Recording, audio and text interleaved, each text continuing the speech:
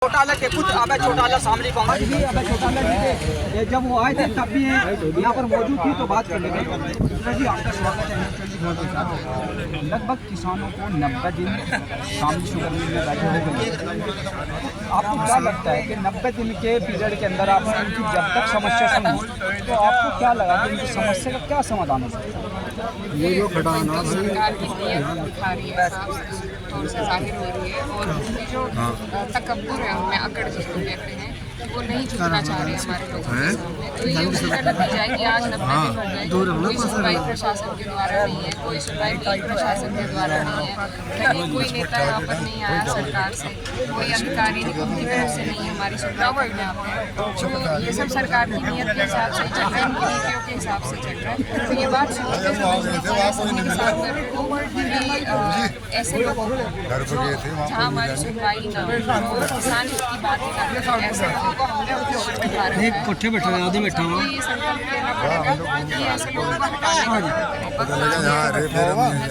24 का भी हटाएंगे तभी हमारी सहायता हो पाएगी, हमारा समाधान हो पाएगा। 24 की लगता है नेता यहाँ पर आ रहे हैं, किसानों की उनसे विशेष मांग रहती है कि उनका पेमेंट कराया जाए। वो किसी का आहित नहीं चाहते हैं, किसान केवल अपना पेमेंट की मांग करते हैं।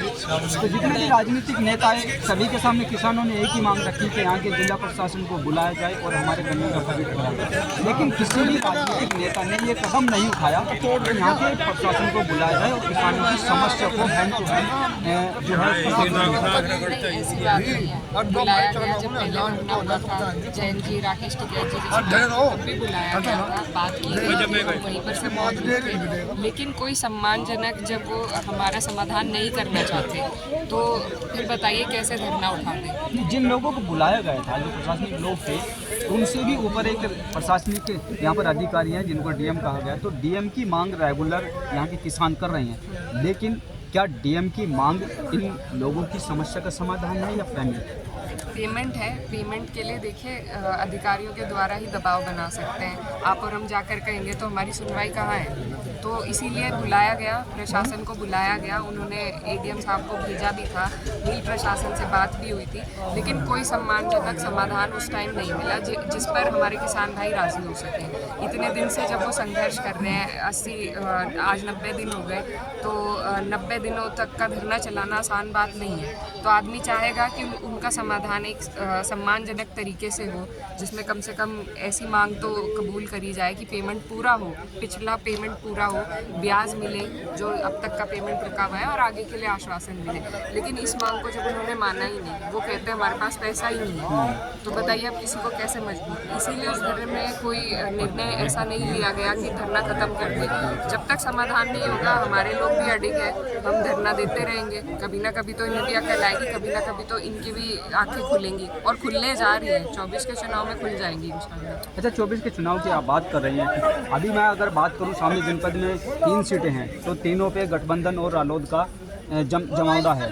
तीनों जो विधायक हैं वो नीचे संबंध रखते हैं, लेकिन रालोद के विधायक जो हैं वो नज़र आ रहे हैं, शामली की सीट हो या फिर थाना भवन की सीट हो। लेकिन आपके जो भाई हैं नाहिद जी वो कैराना से नज़र नहीं आए, हालांकि वो मौजूदा विधायक है। कहाँ पर?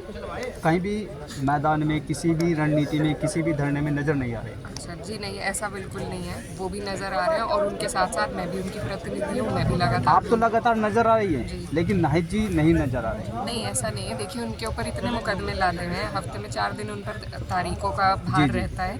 इसी वजह से मैं लगातार, मैं कोई प्रतिनिधि नहीं हूँ, मैं किसी पद पे नहीं हूँ, लेकिन मैं जो लगातार जनता के बीच में हूँ इसी वजह से हूँ क्योंकि हमें उन्होंने घेर रखा है। मजबूरियाँ हमारे ऊपर बहुत है, तो मैं अपने भाई के प्रतिनिधित्व मैं भी कर रही हूँ और वो भी कैराना विधानसभा में कर रहे हैं। हम बाहर निकल गए हैं, हम बाहर भी घूम रहे हैं, लोकसभा का भी प्रचार शुरू हो चुका है।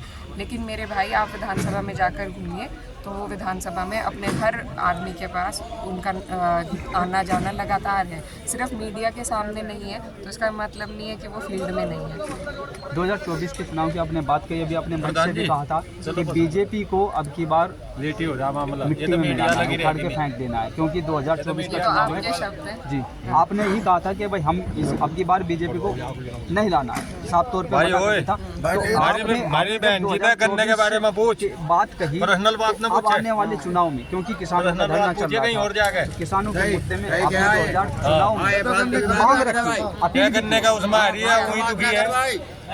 मैं समझी नहीं आपकी। मैं कह रहा था कि 2024 के चुनाव में अभी आपने खुले मन से किसानों से एक अपील की थी 2024 के चुनाव की, अभी आपने खुले मन से किसानों के मंच पर अपील की थी कि अब की बार बीजेपी सरकार को नहीं आने देना। तो ये तो आज हम जिस सरकार में हमें यहाँ 90 दिन धरना देना पड़ रहा है, तो उस सरकार को लाकर क्या फ़ायदा है?